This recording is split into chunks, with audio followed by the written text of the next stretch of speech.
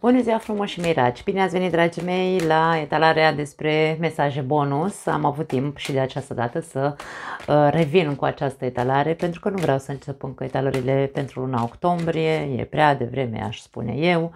Așadar, astăzi vin către voi cu aceste minunate cărți de oracol care... mai multe seturi, da, care mai au mesaje pentru voi. Aceste etalări de mesaje bonus nu au limită de timp, puteți să le vedeți în orice moment sau poate alții dintre voi le puteți găsi peste un an de zile, nu are importanță. Titlul este important într-o etalare, dacă rezonează cu tine înseamnă că există ceva un mesaj pe care tu trebuie să-l auzi. Aceste etalări sunt valabile pentru toți cei care aveți Soare, Luna, Ascendent sau Venus în Rac, dar ca întotdeauna vă recomand să vedeți etalarea unde voi aveți Luna, Ascendentul sau Venus pentru a completa cât mai bine aceste mesaje. Înainte să trecem la treabă, vreau să fac un anunț. Acum câteva zile am postat pe acest canal primul video oficial cu explicații astrologice. Explicațiile astrologice nu este ca să înveți astrologie, nu despre, doar dacă te interesează asta, da, se poate, bineînțeles, dar este... sunt explicații astrologice care au de văzut cu autocunoașterea. Te ajută să te cunoști mai bine pe tine. Vor fi foarte multe cum se zice, că nu îmi place să zic videouri. Vor fi foarte multe înregistrări, să zic așa, cu foarte multe informații. Bineînțeles că nu cred că voi putea să fac mai mult de unul pe săptămână între tarot și ce mai am și o treabă și familie și așa mai departe. Unul pe săptămână voi posta, dar vă invit, o să vă las aici sau aici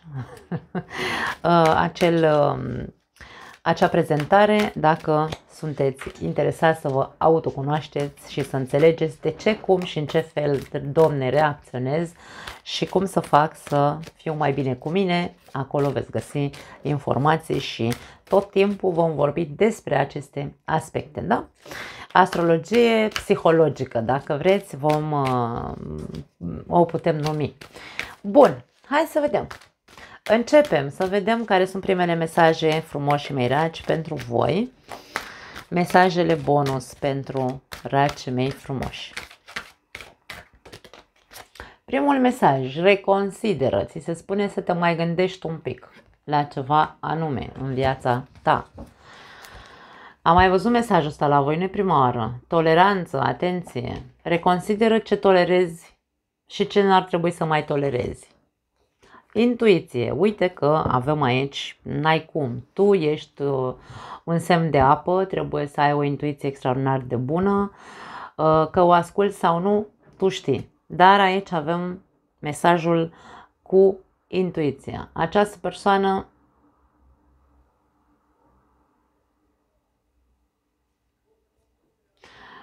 n-are nevoie ca nimeni să-i spună nimic pentru că știe deja că ceea ce simte, ce percepe, este ceea ce este. Uite ce mesaj interesant se transmite pentru voi. Este o situație pe care tu o tolerezi, probabil.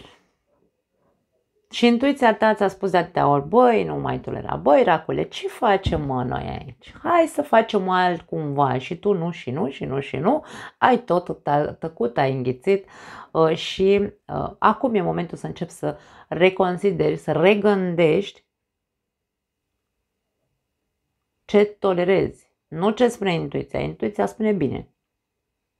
Despre asta e vorba. Iubire romantică, pentru unii dintre voi e vorba despre o relație de suflet. Poate fi o relație de suflet referitoare la o persoană iubită, cupluri, mă refer, sau, mă rog, ești îndrăgostit de cineva, nu mai tolerezi o situație într-o relație, nu mai tolerezi, nu, ai tolerat-o și ar trebui să nu mai tolerezi sau acum tu începi să reconsideri și să zici, băi, eu nu mai tolerez pentru că, uite, intuiția mea îmi zice X și gata, da? Pentru unii dintre voi poate fi și asta. Sau de ce nu poate fi vorba despre o relație nu știu, cu cineva pe care tu îl iubești. Poate fi, nu știu, mama ta, copilul tău, habar n-am, oricine poate fi. Nu neapărat despre romantic vorbim aici, da? Când vorbim despre a iubi. Nu iubim doar din punct de vedere al romantismului. Da? Pentru alții întrebări, da, poate fi în legătură cu partenerul de viață.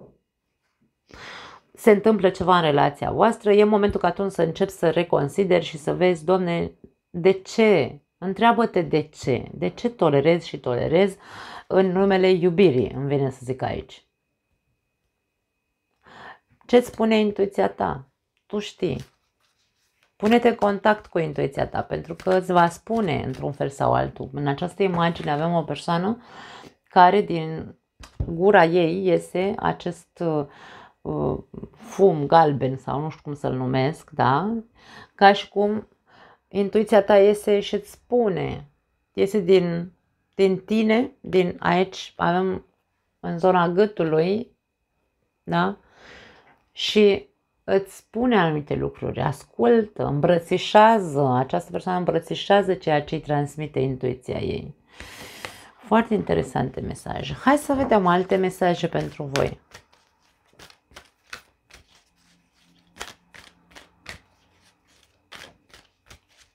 Poate fi că tu ai tolerat sau poate fi că cineva te tolerează pe tine, te tace și înghite și poate persoana ar trebui să își asculte intuiția și să reconsidere că poate nu e tocmai ok să te tolereze.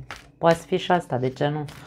Că, na, dragii mei, nu orice, niciun rac nu-i ca celălalt, niciun berbec nu-i ca celălalt, niciun leu nu-i ca celălalt și niciun capricorn nu-i ca celălalt, da? Ca să ne înțelegem. De-aia spun mereu două variante, cel puțin, ca să vă regăsiți cât mai mulți dintre voi.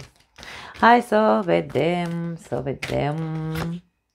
Practică arta transformării, a schimbării. Aici e vorba de a face altfel lucrurile. Avem în imagine o persoană care are o, de asta cum se cheamă, nici nu mai vine acum în minte, cum se numește, stropitoare. Udă niște flori și din florile astea, uite că răsar așa niște inimioare, adică e ca și cum cu iubire. Cu iubire se transformă totul în această viață, dar nu putem, dragii mei, dacă nu începem cu iubirea de sine, putem noi să udăm o persoană și să tolerăm și să înghițim cât vrem noi, că na, nu se transformă nimic, nu se schimbă nimic. Această imagine pe mine mă inspiră să spun că e momentul să începi să practici tu, să te transformi tu, adică ești tu către tine să fii cu iubire de sine, da? Dar mie îmi spun că tu intuitiv știi că trebuie să faci lucrul ăsta, că trebuie să fii atent la tine și nu la ceilalți. Hai să vedem ce zice mesajul. Examinează sau, mă rog, fii atent la o situație, examinează o situație din viața ta care îți te golește sau îți ia din putere. Transformă în ceva pozitiv și menține acea perspectivă ca și cum ar fi o disciplină spirituală de când începe ziua până se termină sau în fiecare zi, dacă vrei.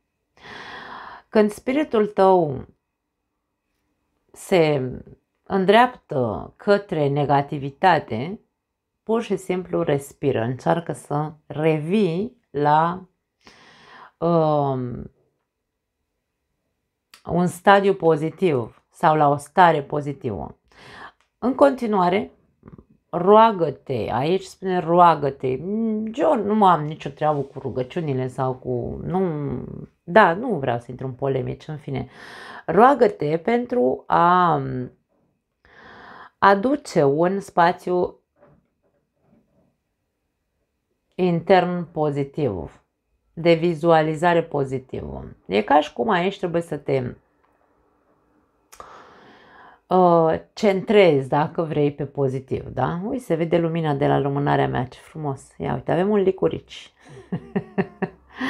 Obiectivul tău este să pui în practică arta schimbării.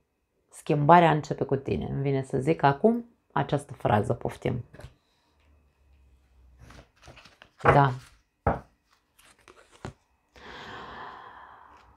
Fii atent la corpul tău. Avem o persoană care stă într-o piscină, da, e în costum de baie aici, pare în piscină, nu știu, pare, e apă, pur și simplu, nu arată ca o piscină, care pare foarte relaxată sau își lasă corpul, pur și simplu, știți, când facem pluta, când suntem în piscină, ne simțim foarte relaxați, cu toate că nu avem un pământ solid sub noi, da? Stăm pur și simplu, această apă susține această persoană și mesajul are de văzut cu a depune toată atenția ta în corpul tău. Spune așa: gândește-te la ceva ce corpul tău are nevoie și care poate altădată nu avea nevoie. Aici ca și cum vorbește despre ziua de astăzi, în prezent, da? În prezent. Astăzi gândește-te la ceva ce corpul tău are nevoie și care ieri nu avea nevoie de acel ceva. Ascultă, observă cu atenție tensiunile fizice pe care le ai, emoționale, mentale și psihologice din corpul tău. Răspunde-le acelor tensiuni într-un mod conștient. Foarte interesant. Obiectivul tău este să îți pui toată atenția în corpul tău în toate formele posibile. Ca și cum concentrează-te să-ți auzi corpul în momentul în care are o tensiune și concentrează-te ca acea tensiune să dispară, fă ceva să dispară. Nu aș spune că asta nu se poate face de o zi pe alta. Ideea este că dacă începem să practicăm arta iubirii de sine și a spune, ok, mă centrez, da? Schimbarea începe cu mine, cum am zis mai devreme, atunci, bineînțeles că începem, următorul pas este să fim atenți și la corpul nostru, pentru că intuiția noastră ne spune, uite, ce se întâmplă în tine.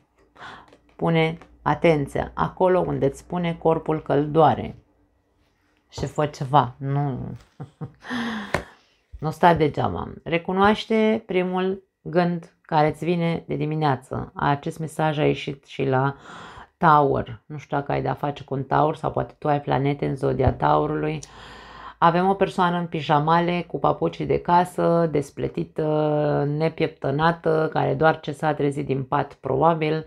Și aici e ca și cum e gânditor sau i-a venit un gând. Primul gând care îți vine dimineața, aici avem un mesaj foarte interesant și spune așa: astăzi este o zi în care trebuie să practici, o zi de practică intuitivă. Da? Intuiție avem aici. Pentru a recunoaște că primul gând este cel mai bun. Primul gând care îți vine dimineața este cel mai bun și că, în mod normal, răspunde vocii tale intuitive cu claritate. Obiectivul tău este să îi pui atenția, să îți pui atenția în intuiția ta. Ce spune corpul tău? Ce tolerezi? Da? Că mesajele deja se leagă între ele. Ce tolerezi sau ce ai tolerat până acum? Că a fost într-o relație, că a fost în alte relații tip prietenie, nu are importanță. Reconsideră, pentru că poate corpul tău e plin de tensiuni și dacă tu aici trebuie să începi să faci anumite schimbări importante în tine, începe cu ascultarea acelei intuiții, acelui prim cuvânt care îți vine în mintea ta dimineața când te trezești. Foarte interesant. Abandonează resentimentele. Asta e și la Gemeni. Dragii mei, încep să se adune mesajele, hai să zicem așa, care ne pot arăta de fapt ce se întâmplă în tine. Toleranță ieșise și la Gemini. Așadar, nu vreau să zic că am avut o dată, am spus lucrul ăsta, că a ieșit și la nu știu ce zodie aceste mesaje și o doamnă, cred că era o femeie, a zis că ce tot ca și cum introduc confuzie, că a ieșit și la altă zodie, n-are nicio legătură, domne, să fim cu capul pe umeri, că nu batem câmpi aici. Acum, ideea care este, dacă tu trebuie să reconsideri o situație din viața ta, care de fapt te umple de tensiune, te umple de resentimente și tu tot stai și tolerezi și intuiția ta trage de tine și zice, băi omule, băi racule, vezi că nu e bine, pune mâna și îngrijește-te de tine, da? Pune mâna și, nu știu, reconsideră ce nu e bun pentru tine, de ce, întreabă-te de ce să strângi atâtea prostii sau atâta negură în sufletul tău, da? Să te negrești pe dinăuntru, doar pentru că tu stai și accepti să tolerezi ceva care, oricum, îți pune corpul în tensiune foarte mult. Da? Tu trebuie să faci niște schimbări aici. Insist, pentru unii dintre voi poate fi în legătură cu partenerul de viață. Hai să vedem ce spun îngerii iubirii, na? Că dacă tot am ajuns la... tot încearcă să-mi atrag atenția acea carte care poate vorbi despre un partener romantic, să zicem așa. Hai să vedem ce spun îngerii iubirii. Și poate tu ai resentimente în ceea ce privește iubirea sau ai resentimente în ceea ce privește această persoană, da? Poate fi pentru unii dintre voi. Dar tu, intuiția ta îți spune ceva. Pune-te în contact cu ea ca să poți să vezi ce și cum. Flirt avem aici. Interesant.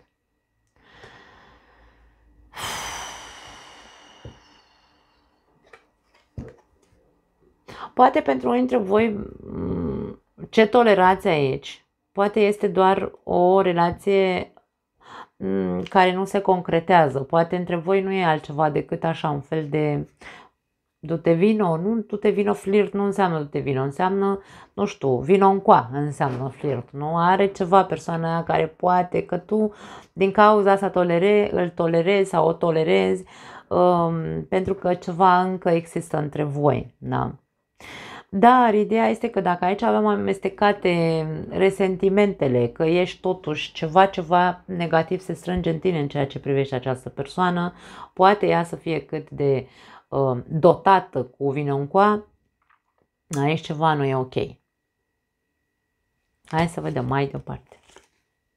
Pasiune, ei, Doamne ajută, ia uite ce avem aici. Pasiune, dragii mei.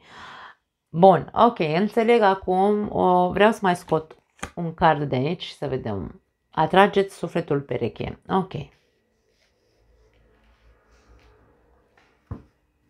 La capătul cărților avem copii. Pentru unii dintre voi, dacă sunteți într-o relație, voi trăiți în acea relație tolerând relația sau tolerând statutul de căsătorit, căsătorită. Avem aici un suflet greu a unora dintre voi care trăiți în această relație pe care ar trebui să o reconsiderați, pentru că vorbim de a tolera doar statutul de căsătorit și nu e tocmai ok, da? Tu aici trebuie să faci o mare schimbare în tine, pentru că ce se întâmplă este că ori, atenție, ori stai în relația asta pentru că ai copii și ca orice român sănătos la cap, între ghilimele sănătos la cap, atenție, nu, aici nu fac mișto, nu fac nimic. Orice român sănătos la cap, între ghilimele, vrea să spună că este acel, bine, român, da, îmi cer scuze că nu vorbim doar de, da, na, aici vorbim în românește, vorbim cu românii, da? În momentul în care tu tolerezi o relație, că ai semnat la primărie, domne, că te-ai măritat sau te-ai însurat și mai aveți și copii și casă și masă și bla bla bla, trăiești negru în relația ta pentru că nu te mai împlinește cu nimic relația, intuiția ta spune fugi de acolo, dar tu ca un român sănătos la cap stai ca așa, ți s-a spus că așa ne-au crescut pe toți, dragii mei. Te bate, te omoară, te înșală, te nu știu ce, tu stai acolo că de-aia te-ai măritat, de-aia te-ai însurat. Acum despre asta era ghilimeaua cu sănătos la cap, da? Mare atenție. De ce spun mare atenție? Pentru că aici avem o conotație de iubire romantică. Eu nu știu dacă e cazul unora dintre voi, ca voi să trăiți o altă relație romantică în exteriorul casei, adică în casă ești negru și afară ești wow, wow, uite așa, pe flirt, pe pasiune, pe suntem suflete gemene, habar n-am. Dacă este cazul tău, reconsideră ce faci. Domne, nu te ține nici hârtia care e semnată la primărie, nu te ține nici copilul sau nu te țin nici copiii, nici casele, nici, Doamne iartă-mă, alte prostii. E o chinuială pe care probabil și tu o trăiești și cel de lângă tine n-are cum să fie bine, nici acea persoană cu care tu ești într-o relație, dacă vorbim despre triunghiuri amoroase. Mare atenție, aici se referă la asta în cazul în care există varianta asta, da? Dacă nu există varianta asta și tu ești în relația ta și uite, domne, nu mai e nimic între noi, nu există o altă persoană din exterior, există o conexiune între tine și această persoană care poate v-ați căsătorit din iubire, v-ați luat așa, dar în timp, bineînțeles că, na, toți trecem prin experiențe, anii trec, ajungem la o vârstă și nu mai există între noi niciun fel de, hai să zicem așa, s-au strâns niște lucruri aici pe care poate nu le spunem sau dacă le spunem așa cumva negri, reproșăm, nu spunem lucrurile ca să le rezolvăm, ci ca să atacăm și aici este vorba despre asta. Nu mai avem, domne, uite, chef să mai glumim, să ne băgăm în seamă unul cu altul, nu mai e pasiune, nu mai e nimic.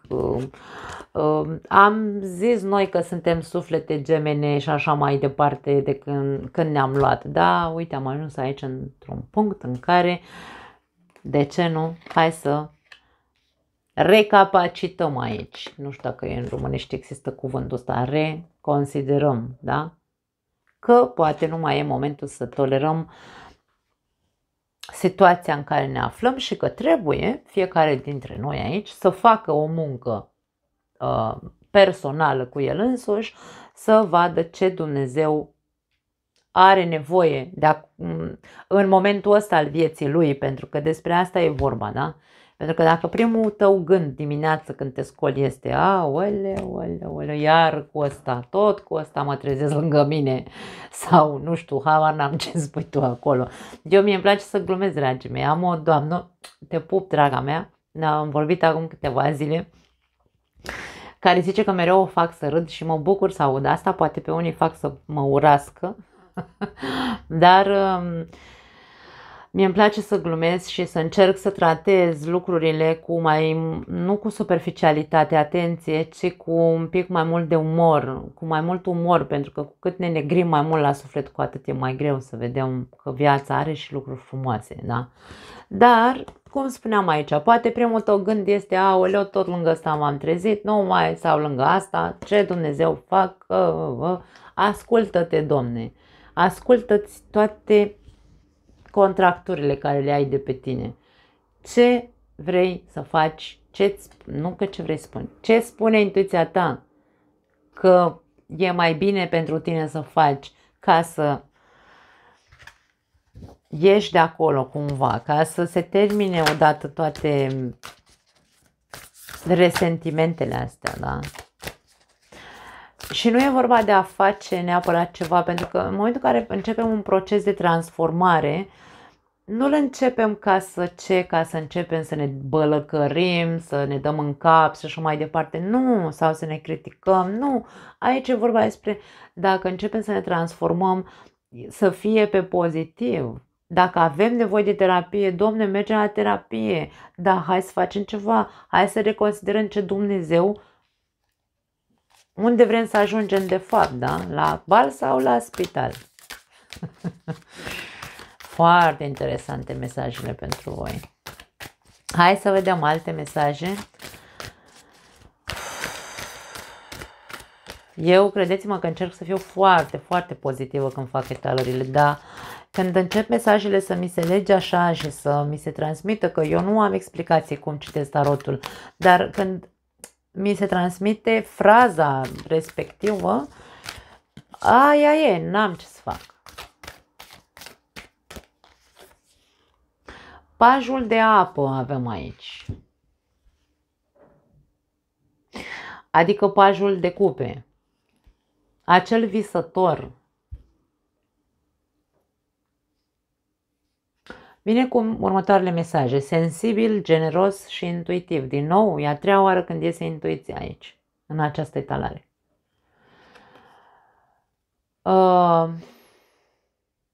Sensibil, generos.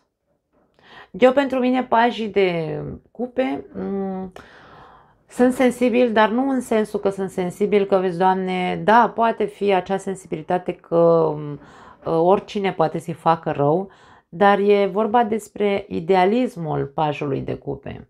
Pajul de cupe este un visător, visează, uite-l, el e așa cu picioarele în apă, la mare, da? Are o cupă în mână și în cupă are un pește, ca și cum am prins peștișorul de aur și o să-mi îndeplinească toate dorințele. Trăiește în lumea lui ăsta, da?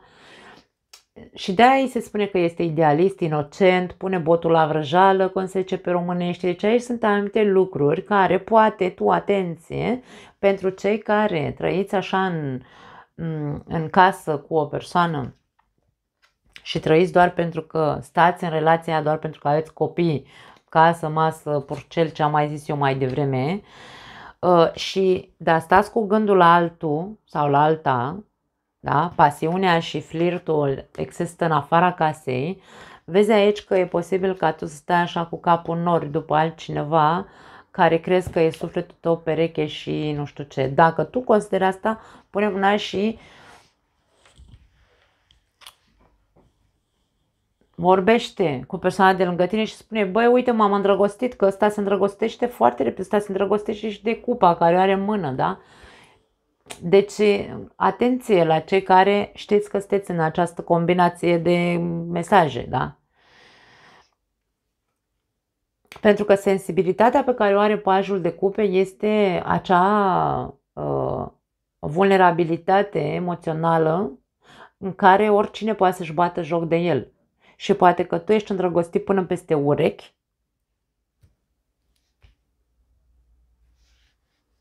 și atât. Doar tu, mă refer. Na. Intuiție, din nou. Intuiție, ce spune inima ta? Este sufletul tău pereche cu adevărat persoana aia sau e doar în iluzia ta? Dacă nu vorbim despre această variantă cu triunghiuri amoroase sau poate ești singur, nu ai o relație cu nimeni și ești foarte îndrăgostit așa în viață, încearcă tu să vezi dacă rezonezi sau nu cu acest aspect. Acum, dacă nu vorbim despre asta, vorbim despre o sensibilitate pe care o ai în tine. Racul e foarte sensibil chiar dacă nu arată, pentru că racul, animalul rac, dacă stăm crustaceul, că nu e animal să-i zicem, are o carapace foarte dură. Așadar, doar gândindu-ne cum arată un, nu rac, cum se zice la animalul ăsta, da, nu știu ce am denumit cuvintele cu voi azi.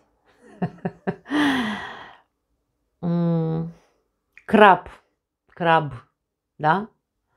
Are o carapace dură. E o persoană, racul e o persoană care e foarte sensibil pe interior, dar se protejează în exterior, nu știe nimeni ce e în sufletul lui și cât de mult l-a durut ceva. Da? Acum, hai să ne centrăm. Tu poți fi o persoană foarte generoasă pentru că din toată inima ta, în inocența ta, crezi probabil că toată lumea ar trebui să fie ca tine. Dacă tu ești bun și blând și așa și generos, da? Toată lumea ar trebui să fie la fel. Și aici nu e vorba despre asta, pentru că ajungi să devii foarte tolerant cu anumite persoane sau cu anumite situații care aici zice, centrează-te pe tine, da? Și aici, intuiție, din nou, ajungem la același lucru. Intuitiv tu știi pentru cine trebuie să faci eforturi sau nu. Nu trebuie să-ți mai spun eu mai multe lucruri, da? Pajul de aer, avem 2 paji aici. Acum, pajul de aer vine cu următoarele mesaje. Adevăr, analiză și sinceritate. Adevăr și sinceritate nu e același lucru, știm cu toții. Cine nu știe să caute pe Google, în dicționar. Adevăr și sinceritate. Are nevoie această situație. Da? Tot ce am zis până acum, că e nevoie de reconsiderat, e nevoie să reconsideri ca să scapi de resentimente, da? Fii sincer cu tine în primul și în primul rând. Care e adevărul situației pe care tu o trăiești? Care e toleranța pe care ce înghiți acolo tu? Punem mâna și ia atitudine. Aici e ca și cum ia atitudine. Nu intuiție și sinceritate, da? Știi ce ai de făcut? Aici nu e vorba de a tăia, de a rupe neapărat o relație sau e vorba despre a vedea cu adevărat, da? După ce analizezi, pentru că de-aia ne spune că trebuie să fii analitic, după ce analizezi situația asta, vezi cu adevărat, fii sincer, ce se poate și ce nu se mai poate, dacă vrei să completezi fraza. Da? Ultimul mesaj este nouăle de pământ. Nouă de pământ. Nouă de pământ ne arată o imagine extraordinară. O persoană cu părul alb. O persoană în vârstă avem aici. Nu neapărat că tu ești în vârstă. Simt nevoia să transmit că aici, în această etalare, sunt persoane în vârstă, nu neapărat de, ce să zic, 70-80 de ani, da, se poate, dar mă refer la persoane trecute de prima tinerețe, așa ca mine, eu am 46 de ani, de exemplu, începând de la 40 de ani în sus, vorbim aici, pentru că e când încep să iasă firele de păr alb în cap, la unii mai devreme, eu m-am iluminat mai devreme, părul alb înseamnă iluminare, pentru mine. O persoană în vârstă cu un suflet de copil. Mie asta îmi transmite această combinație. Am vrut să, nu știu de ce am simțit nevoia să transmit asta. Acum, 9 de monede vine cu mesajul, satisfacție, lux și independență. Dacă tu ești singură ca persoană, nu ai pe nimeni în viața ta în momentul de față sau ai pe cineva, dar sunteți doar așa într-o relație de flirt, pasiune, știu și eu, chestii de genul ăsta,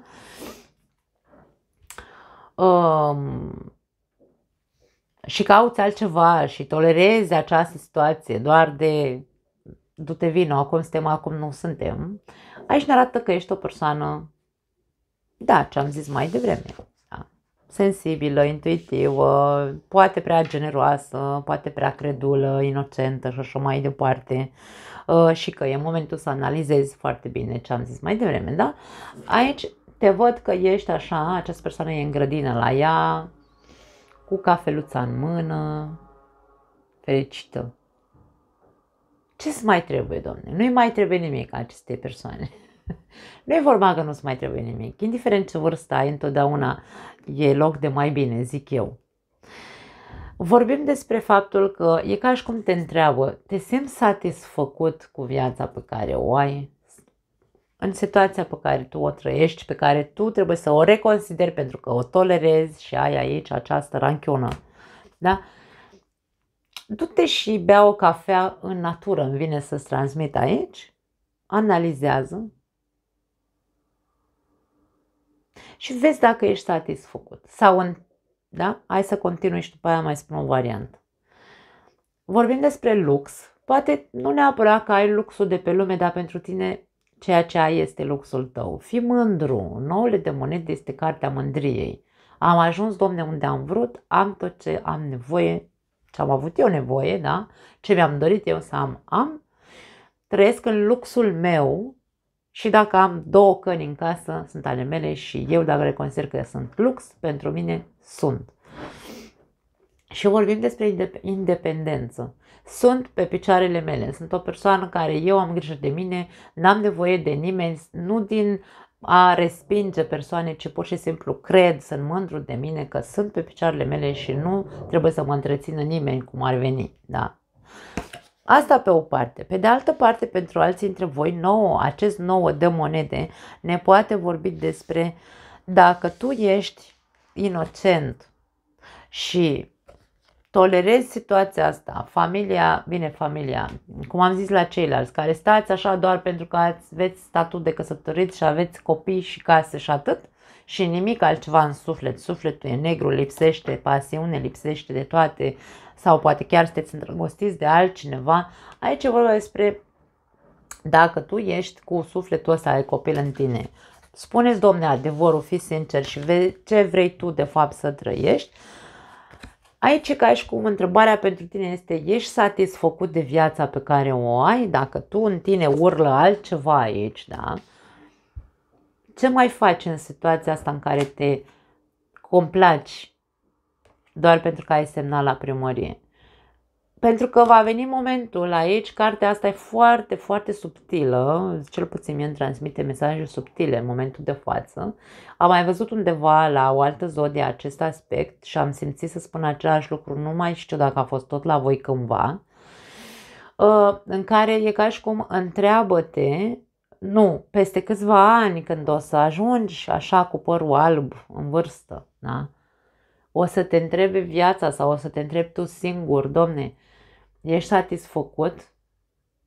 Dacă n-ai fost sincer cu tine sau nu ești sincer cu tine, vei ajunge cândva să te întrebi, băi, mi-am trăit viața așa cum împlinit cum mi-am dorit eu?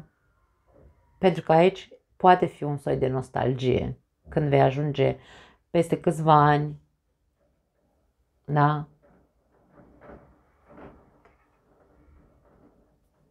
De-aia este momentul adevărului, de-aia este momentul sincerității cu tine, a reconsidera ce vrei să tolerezi, ce are sens să tolerezi sau nu, ascultă-ți intuiția, toate mesajele sunt foarte bine legate între ele.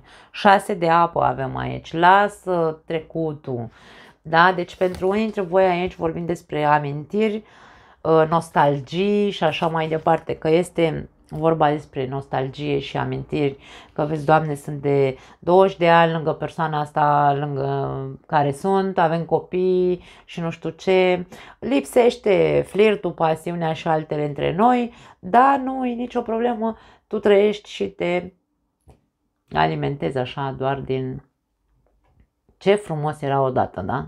Dar tu încă n-ai ajuns aici la 70 de ani, atenție! Tu încă ești aici, în floarea vârstei, în care încă mai vrei pasiune, încă mai vrei iluzii, încă mai vrei și nu le ai aici. Și dacă nu le ai aici și le cauți în exterior, acum deja intrăm în polemici prea multe, nu vreau să ridic niciun fel de minge la fileu. Ideea care e că nu mai e momentul să trăiești doar din amintiri, e momentul să, îmi vine să zic, să construiești amintiri, nu știu de ce îmi vine asta, poftim. Na, un alt mesaj pentru alții dintre voi. Dragii mei, treabă mult aveți aici, de udat inimioarele astea. Nu mai am altceva pentru voi. Vă pup. Ne vedem data viitoare. Ceau!